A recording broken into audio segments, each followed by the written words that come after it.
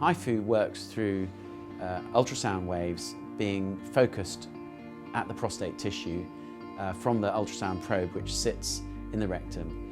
And it's analogous to the situation with a magnifying glass and the sun, where the sun's rays at the level of the magnifying glass, you can feel them but they don't burn you.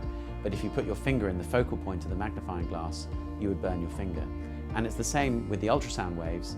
As they are transmitted through the rectal wall, they don't cause any heating effect of any significance.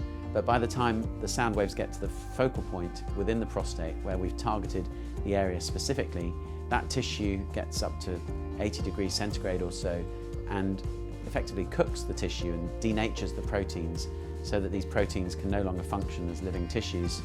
You may even see the water within the tissues bubbling away and see small ultrasound artifacts from that.